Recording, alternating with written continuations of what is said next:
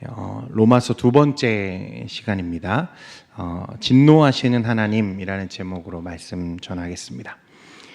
바울이 로마 교회에게 이 복음이 담긴 편지를 보내야 했던 이유는 지난 시간에 잠깐 설명을 드렸습니다. 당시 이 로마 교회와 성도들이 처한 상황과 문제들 때문인데요.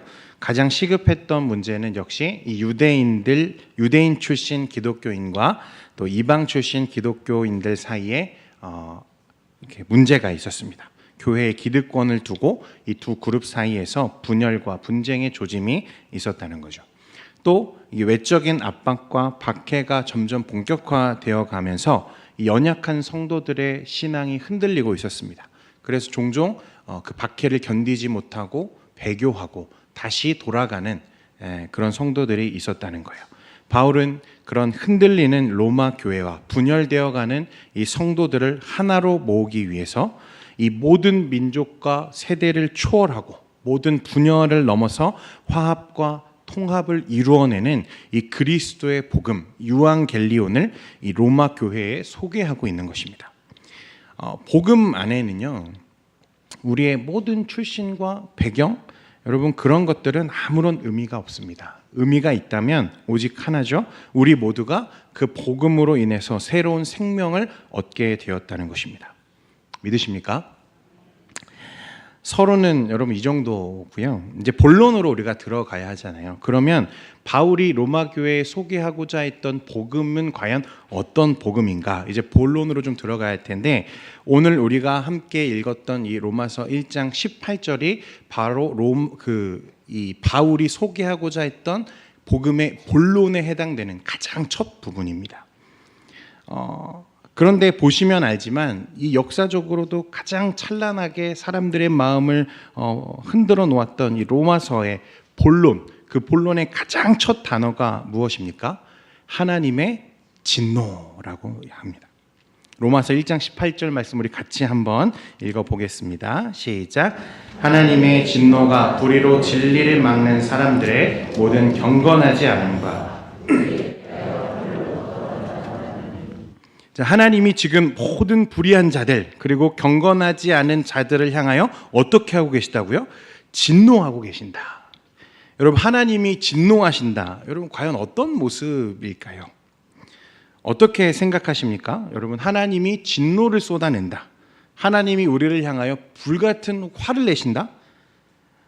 여러분, 성경을 조금 깊이 읽어보신 분들, 또 이해하고 계시는 분들은 어렵지 않게 이해하실 수 있을 거라고 생각합니다.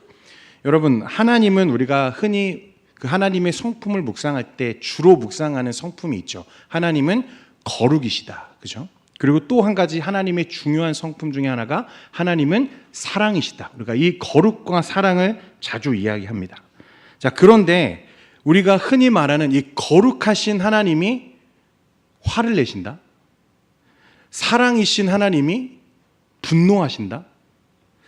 여러분, 분명히 이 거룩과 사랑이라는 단어와 우리가 이제 나누게 될 진노라고 하는 단어는 의미적으로 모순이 있습니다. 그렇죠? 사랑이면 사랑이지 사랑하면서 화를 낸다. 이상하죠? 하물며 하나님, 신실하시며 오직 사랑이신 하나님이 진노하신다. 이해가 되지 않는다는 거예요.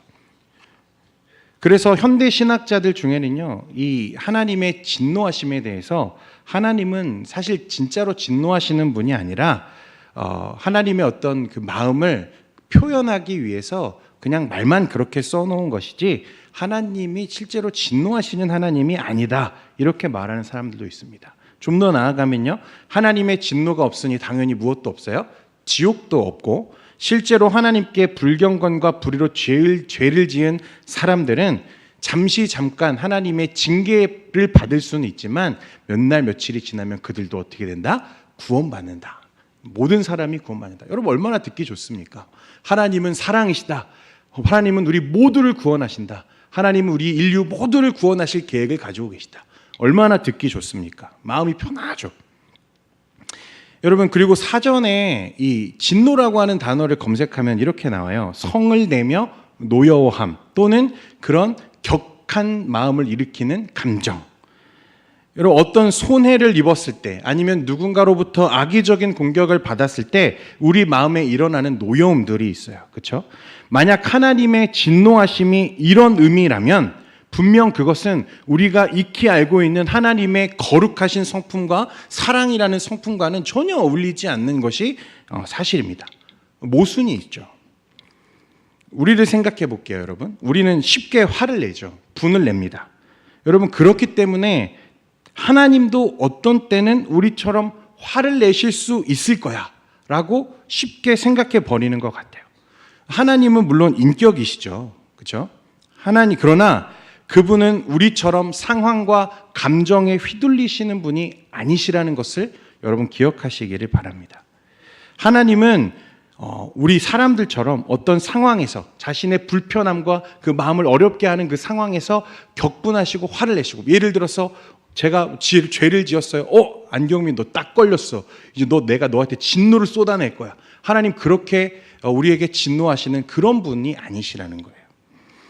하나님은 분명 진노하시는 분이라 성경은 말씀하고 있는데 그 진노는 우리가 알고 있는 진노와는 조금 차원이 다릅니다. 그 진노에는 아주 중요한 두 가지 하나님의 속성이 전제되어 있는데요. 자, 첫 번째는 뭐냐면 이 하나님은 거룩하시기 때문에 진노하십니다. 이게 굉장히 중요해요. 여러분, 출애굽기 19장 20절에서 22절 말씀 우리 같이 한번 읽어보겠습니다. 시작. 여호와께서 시내산 곧 그 산 꼭대기에 강림하시고 부르시니 모세가 올라가매 여호와께서 모세에게 이르시되 내려가서 백성을 경고하라. 백성이 밀고 들어와 나 여호와에게로 와서 보려고 하다가 많이 죽을까 하노라. 또 여호와께 가까이 하는 제사장들로 그 몸을 순결히 하게 하라. 나 여호와가 그들을 돌격할까 하노라. 여기 이스라엘이 출애굽하고 시내산에서 하나님이 이스라엘 백성을 만나시는 장면입니다. 근데 하나님이 뭐라고 말씀하시냐면 모세에게, 모세야, 이스라엘 백성들이 절대로 여기로 올라오지 못하게 해. 나를 보려고 하면 안 돼. 왜 그렇죠? 그들이 어떻게 된다고요? 죽게 된다는 거예요. 예. 죄인은 하나님을 볼 수도 하나님을 만날 수도 없습니다. 만약 죄인이 또 죄가 하나님을 만나게 되면 어떻게 해요? 하나님은 그 죄와 충돌하신다 말씀하세요. 여러분, 이것이 바로 하나님의 거룩함의 속성입니다. 하나님의 진노하심이란 무엇이냐면 오직 거룩하시고 이 선하신 하나님의 성품이 죄에 대하여 자연스럽게 일으키는 작용. 그래서 하나님, 이 거룩하신 하나님이 죄인들이 그 앞에 섰을 때 하나님은 그 죄와 어떻게 하세요? 충돌하세요. 그것이 바로 하나님의 진노하심이라는 거예요. 바울은 오늘 말씀에요, 이 오르게라는 단어를 사용하는데요. 이 단어는 그냥 진노가 아니라요, 자연스러운 충동을 포함한 진노입니다. 또 자연스러운 반응으로서의 진노예요. 그러니까 하나님은 보시다가 우리가 죄를 지으면 그 죄를 향해서 하나님이 불같이 우리처럼 화를 내시는 하나님이 아니라 이 죄라고 하는 이 속성과 하나님의 거룩이라고 하는 속성이 만났을 때 그 안에서 일어나는 하나님의 자연스러운 반응이 바로 진노하심이라는 겁니다. 하박국 1장 13절에 보면요, 주께서는 눈이 정결하심으로 악을 참아 보지 못하시며 패역을 참아 보지 못하신다 했어요. 왜요? 하나님은 거룩하시기 때문에 그렇습니다. 또 다른 이유가 있어요. 하나님의 진노하심의 또 다른 측면은 여러분 사랑입니다. 사랑이기 때문에 화를 내고 사랑하기 때문에 진노합니다. 여러분, 이것은 여러분들 잘 이해하실 거라고 생각해요. 우리 자녀들 양육하실 때 속 많이 썩으셨죠? 그 자녀들 말 안 들으면 여러분 어떻게 하세요? 화를 내시기도 하고 진노하기도 하죠. 그 자녀가 미워서 자녀에게 화를 내셨습니까? 때로는 미울 때도 있어요. 그렇죠? 예, 갖다 버리고 싶을 때도 종종 있습니다. 예, 그렇지만 그 안에 사랑이 있기 때문에 진노하는 거죠. 사랑하지 않으면 여러분 그 수고스러움을 우리가 감당해야 될 이유가 전혀 없는 거죠. 하나님의 성품도 똑같다는 거예요. 여러분, 놀랍게도요, 구약 성경에 보면 하나님의 진노를 가장 많이 경험한 민족이 하나 있어요. 어디일까요? 블레셋일까요? 아니면 애굽, 모압, 암몬? 이 모든 나라를 합친 것보다 더 많이 하나님의 진노를 경험한 민족이 있습니다. 어디입니까? 이스라엘. 예. 이스라엘이 얼마나 하나님께 사랑을 받았습니까? 하나님은 그들을 택하셔서 선민으로 삼으셨고 그들에게 무한한 사랑을 쏟아주셨어요. 그런데 그들이 돌이켜 우상을 숭배하고 죄를 지으면 여러분 하나님이 어떻게 하셨어요? 가차없이 진노하시고 징계하셨어요. 그러나 그 징계가 하나님의 진노하심 가운데 나타난 사랑이었다는 거예요. 잠언 3장 12절 말씀에 대저 여호와께서 그 사랑하시는 자를 징계하시기를 마치 아비가 그 기뻐하는 아들을 징계함 같이 하시느니라. 어떤 학자가요 정말 멋있는 말을 했어요. 하나님의 사랑이 그의 진노하심 가운데 구체화된다. 참 멋진 말입니다. 그러므로 여러분 하나님이 정말 하나님이시라면 거룩하심 못지않게 죄에 진노하셔야 하고 하나님이 정말 하나님이시라면 사랑하심 못지않게 진노하셔야 하나님이라는 거예요. 하나님은 우리의 어떤 행동으로 인해서 피해를 봐서 그것으로 인해 화를 내시는 분이 아니에요. 손해를 보는 분이 아니시잖아요. 오직 그분은 거룩하시기 때문에 죄를 용납하지 못하시는 거예요. 오직 그분은 사랑이시기 때문에 그 사랑하시는 자들을 위해서 진노하시는 하나님이라고 말씀합니다. 자, 바울은 왜 하나님의 진노에 대해서 오늘 이 복음에 대한 이 정수, 이 로마서를 기록하는 그 본론의 가장 서두에 이 하나님의 진노하심을 언급하고 기록하고 있을까? 어떤 의도와 의미가 있을까요? 여러분 한번 잘 생각해 보세요. 하나님이 진노하시지 않는 하나님이라면, 하나님의 진노하심이 없다면 여러분 반대로 또 무엇이 필요가 없어져요? 복음이 필요 없어요. 그렇죠? 하나님이 진노하지 않으시는데 복음이 무슨 소용이에요? 하나님이 진노하지 않으시는 하나님이라면 또한 무엇이 필요가 없어요? 네, 그리스도가 필요 없어요. 구원이 필요 없다는 거예요. 여러분 구원에 대해서 이야기하기 전에 가장 중요하게 우리가 다루어야 하는 것이 무엇이냐면 성경이 우리 인생에 대해서 전제하고 있는 이 하나님의 진노하심과 이 죄의 문제를 가슴 깊이 이해하는 것이 무엇보다 중요하기 때문에 바울은 오늘 그 서두에 하나님의 진노하심 이 단어를 사용하고 있는 거예요. 우리 인생의 처지와 상태를 뼈저리게 통감하지 않고서는 이후에 우리가 나누어야 될 예수 그리스도의 모든 구속의 은혜는 여러분 의미가 없어요. 아무리 예수님의 십자가 은혜를 이야기해 봐도 내가 죄인됨을 통감하지 못한다면 여러분 그 그리스도의 구원은 아무런 작용도 하지 못해요. 쉽게 말해서 내가 얼마나 죄인인지, 내가 얼마나 처절하게 죄인인지를 통감하지 않고서는 예수 그리스도의 은혜를 경험하기란 소원한 일이라는 거예요. 많은 성도님들에게 언제 주님을 인격적으로 처음 만나셨습니까? 라고 질문해 보면 참 다양한 레파토리, 스토리들을 이야기하시죠. 막 다 달라요. 어떤 사람은 어렸을 때 친구를 따라서 교회 왔다가 예수님을 믿게 된 사람도 있고 부모님의 신앙을 물려받아서 신앙생활 하시는 분들도 있고 어느 날 길을 가다가 찬송 한 소절에 마음에 회심이 일어나고 그리스도를 극적으로 주로 고백한 사람들도 있고 다 달라요. 그런데 여러분 이 예수님을 인격적으로 만났다고 하는 모든 사람들에게 이 방법, 때는 다 다르고 방법도 다 다른데 공통적으로 고백하는 것이 무엇이냐면 내가 어느 순간 처절한 죄인임을 깨닫는 순간이 있었다는 거예요. 이전에는 내가 잘난 사람인 줄 알았어요. 이전에는 내가 뛰어난 사람인 줄 알았어요. 성숙한 사람인 줄 알았어요. 착한 사람인 줄 알았어요. 그래 이 정도 살았으면 하나님이 인정해 주시겠지. 이 정도 했으면 하나님이 그래도 알아주시겠지. 그렇게 살아왔다고요. 그런데 어느 순간 돌아보니까 아니라는 거예요. 내가 얼마나 하나님 앞에 더러운 죄인인지 통감하고 자복하고 회개하는 순간이 있었다고 고백하는 거예요. 바울은 로마 교회에 있는 이방인들과 유대인들 뿐만 아니라 모든 사람이 하나님의 진노 아래에 놓여 있다고 말하고 있어요. 여러분 이방인들과 유대인들이 당시에 막 싸우고 있어요. 뭐라고 싸우고 있냐면요. 이 교회에 누가 주인이라는 거예요? 내가 주인이라는 거예요. 내가 더 정통이다. 내가 너보다 더 이 교회에 이 기득권에 더 어울리는 사람이야. 유대인들은 할례 받지 않은 이방인들은 하나님의 구원을 받을 자격이 없다고 말하고요. 이방인들, 특히 이 로마 출신 이방인들, 당시 로마가 얼마나 문명적인 발달했습니까? 여러분, 그 사람들은요, 이 유대인들을요, 미개하다고 손가락질했어요. 여러분, 그런 게 아니라는 거예요. 하나님 앞에서는 이방인이나 유대인이나 모두 무엇이다? 죄인이다. 하나님의 진노 아래 놓여 있고, 너나 나나 유대인이나 헬라인이나 오직 예수 그리스도의 은혜와 구원이 필요한 죄인이라는 것을 바울이 강력하게 말하는 거예요. 여러분, 그 말 한마디예요. 이 유대인들과 로마인들 사이에 있었던 이 불신과 분열과 분쟁이 어떻게 돼요? 사라져요. 복음 앞에서는 그것들이 아무런 의미가 없다는 것을 알게 되기 때문이죠.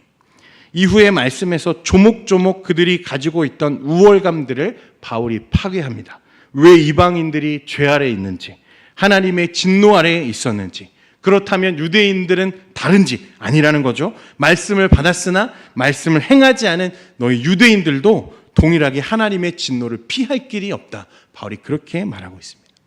로마서 3장 9절부터 12절까지 말씀인데요. 우리 같이 한번 읽어보겠습니다. 시작. 어떠하냐? 우리는 나으냐? 결코 아니냐. 유대인이나 헬라인이나 다 죄 아래 이미 선언하니 기록된 바 의인은 없나니 하나도 없으며 깨닫는 자도 없고 하나님을 찾는 자도 없고 다 치우쳐 함께 무익하게 되고. 믿으십니까? 좀 더 말씀으로 들어가 보겠습니다, 여러분. 하나님의 진노가 그러면 어떤 자들에게 나타나는가? 하나님은 무엇에 진노하시는가? 말씀해 보니까 불의로 진리를 막는 사람들의 모든 경건하지 않음과 불의에 대하여 하나님의 진노가 나타난다 했습니다.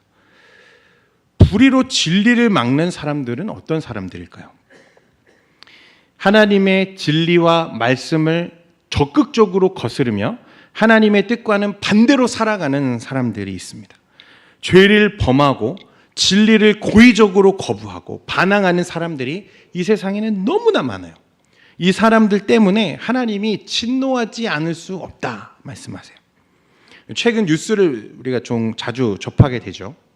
도대체 이 사회가 얼마나 더 악해져 갈지, 사람들의 양심이 어디까지 무뎌져 있는지 놀랄 수밖에 없어요. 최근에 있었던 두 사건만 여러분 우리가 살펴보면요. 여러분, 의붓딸 살인 사건 보셨습니까? 어떤 내용인지 아시죠? 또 진주 방화 살인 사건 여러분 기억하시죠? 불을 질러 놓고요. 그 불과 연기를 피해서 나오는 사람들을 무차별하게 무자비하게 찔러 죽였어요. 그 중에는요 12살짜리 어린아이도 있었어요. 사람이 어떻게 그렇게 할 수 있을까? 여러분, 의붓딸 살인 사건은 더 기가 막혀요. 자신이 추행했다는 사실을 이 딸이 가족들에게 알리자 이 딸을 살해해야겠다 마음을 먹고 그 딸을 목 졸라 살해한 사건입니다. 더 놀라운 건요, 그 살해 현장에 누가 같이 있었어요? 친엄마가 같이 있었어요. 남편이 자기 딸을 살해하는데 엄마가 뭐 하고 있어요? 보고 있는 거예요. 그 딸의 숨이 끊어져가는 그 순간에 어머니는 아무것도 하지 않았어요.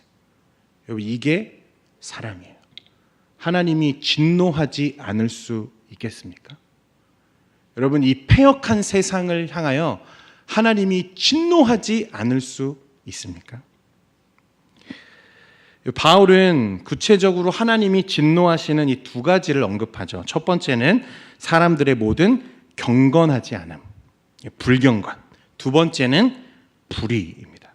이 두 가지에 대해서 바울이 언급하는데요. 경건치 않음은 19절에서 25절 사이에 열거되는 이 종교적인 죄를 가리킨다 이렇게 말합니다.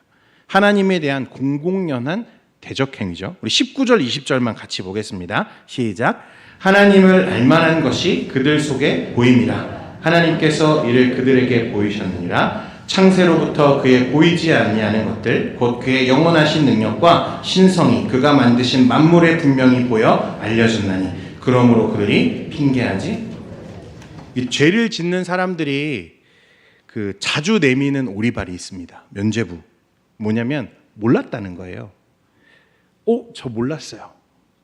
하나님의 진노 아래 있는 사람들, 특히 불경건한 자들, 하나님의 말씀대로 살지 않는 불경건한 자들이 내미는 일관된 핑계는 몰랐다는 거예요. 그렇게 살면 안 되는지 몰랐어요. 그런 질문을 종종 받습니다.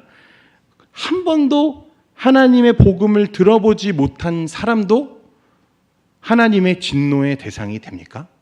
여러분 그런 질문 해본 적 있으시죠? 그죠?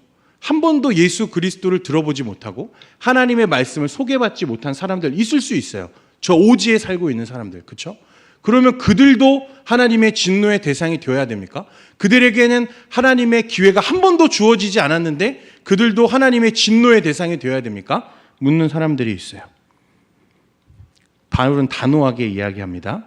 하나님을 알만한 지식이 하나님이 창조하신 세상뿐만 아니라 어디에도 우리 안에도 이미 충분히 주어졌다. 그들은 억울하다 말할 수 있어요. 그럼에도 핑계하지 못하는 것은 하나님이 이미 모든 사람의 내면에 그리고 이 세상에 하나님을 알만한 충분한 것들을 심어 놓으셨다는 거예요. 바울은 우리 안에서 작용하는 양심이 바로 하나님이 우리 안에 주신 하나님의 법이라고 말하고 있어요. 양심. 누구도 여러분 양심의 존재를 거부할 수 있는 사람이 없죠. 내가 죄를 지으려고 할 때 그 죄의 죄책감들이 우리 마음에 몰려와요. 여러분 그것들을 통해서도 하나님이 누군가 나를 이 옳은 길로 인도하고 있다는 것을 인식할 수 있어요. 또 하나님이 창조하신 우주 모든 만물이 이 하나님의 영원하신 능력과 신성을 사람들에게 보여주고 있어요. 이런 거죠.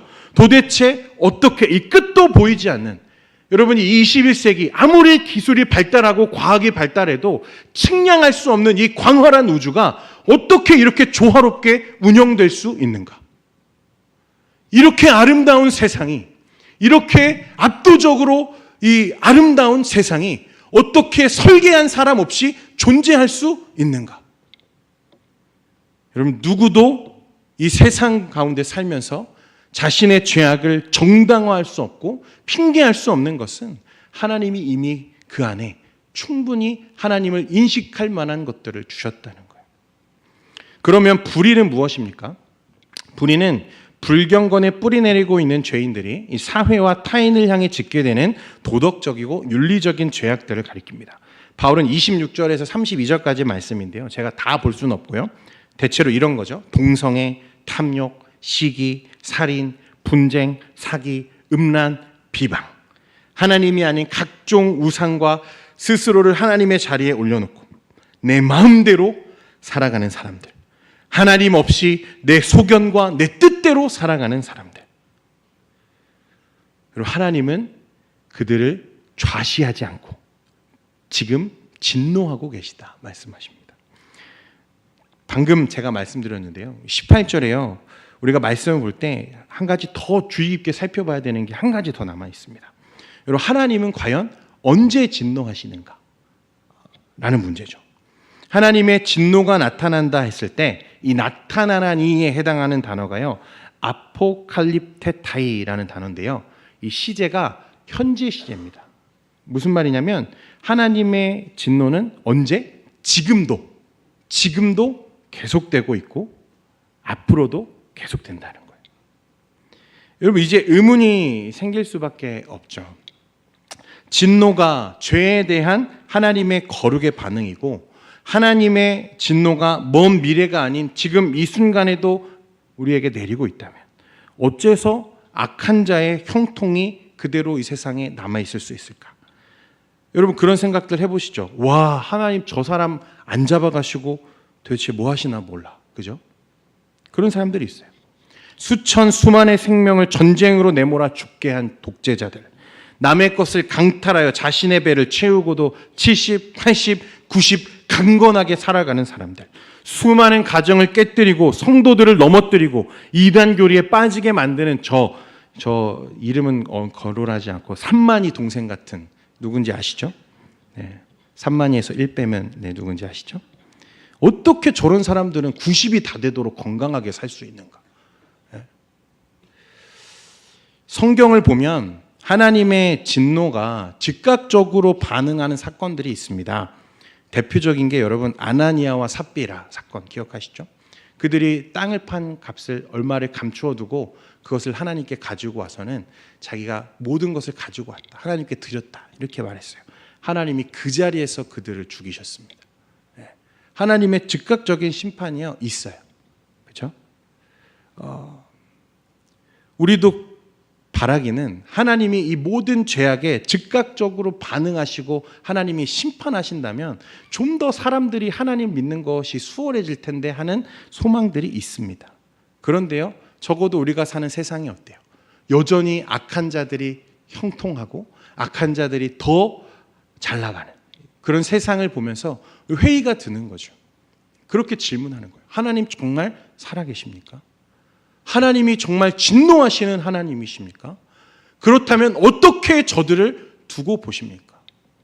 질문할 수 있죠.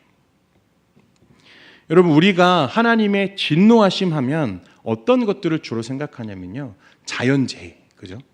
이 불의한 나라를 쓸어버리는 자연재해들, 재앙들, 질병, 사고, 여러분 그런 것들을 주로 우리가 생각하는데요.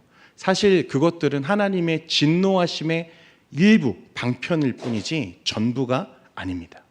그럼 하나님은 어떻게 이 세상을 향하여, 죄를 향하여 진노하시는가? 세 가지를 좀 살펴봐야 되는데요. 시간이 많이 가가지고 제가 빨리 살펴보겠습니다. 여러분 1장 24절, 26절 말씀 한번 같이 읽겠습니다. 시작. 그러므로 하나님께서 그들을 마음의 정욕대로 그들의 몸을 서로 욕되게 하셨으니 26절에는요. 시작.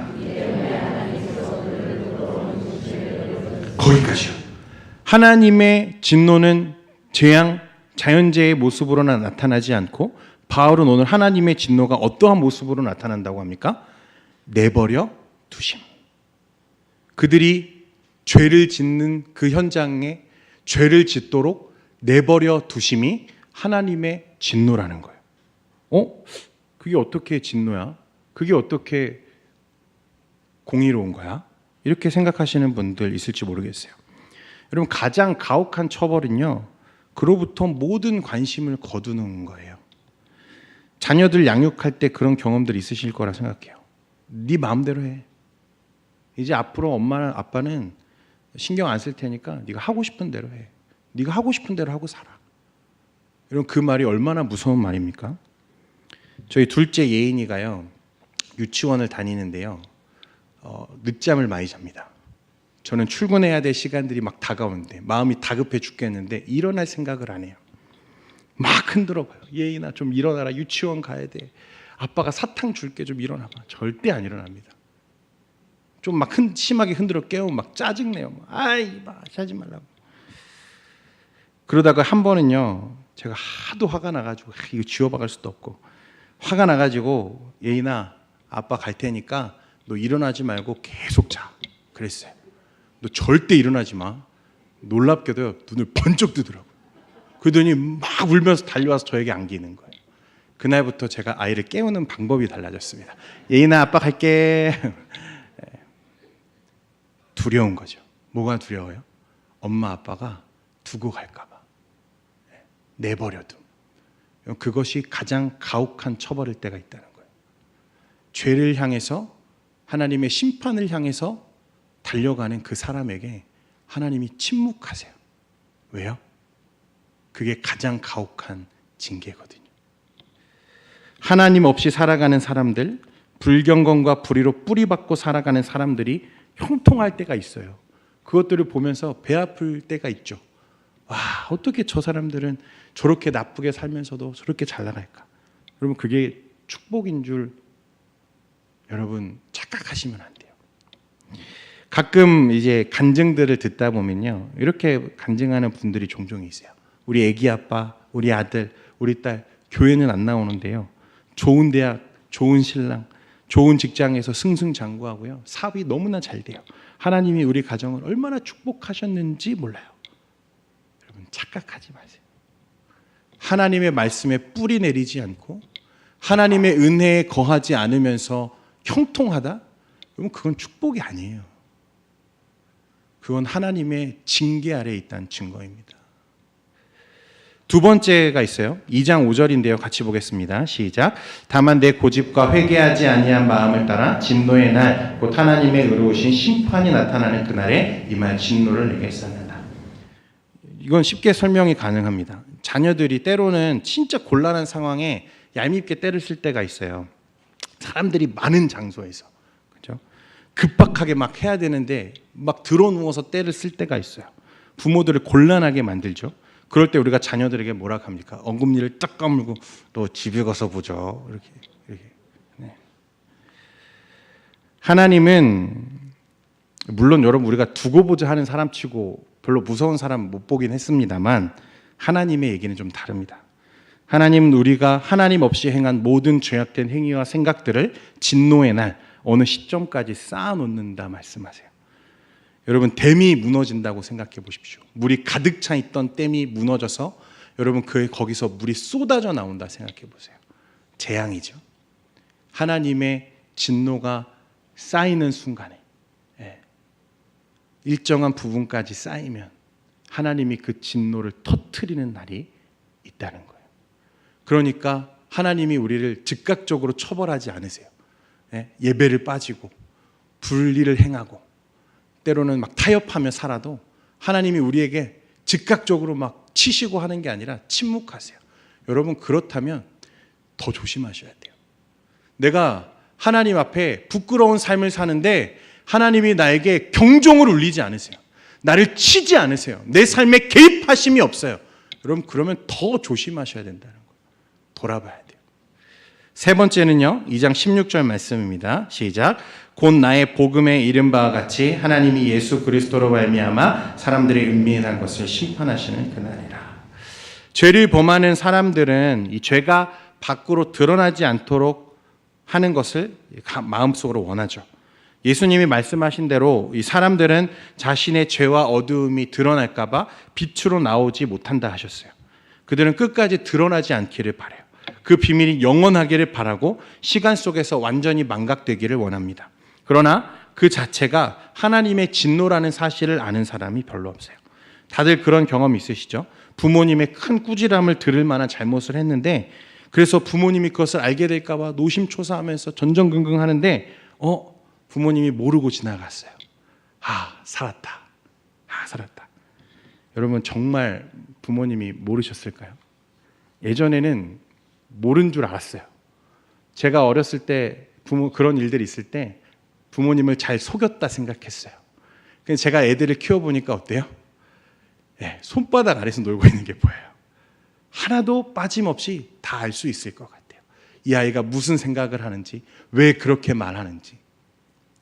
여러분 하물며 하나님이 우리의 죄를 여러분 덮어두신다고 해서 그것이 하나님이 그걸 모르고 지나가는 죄가 있을 수 있을까요? 하나도 없다는 거예요.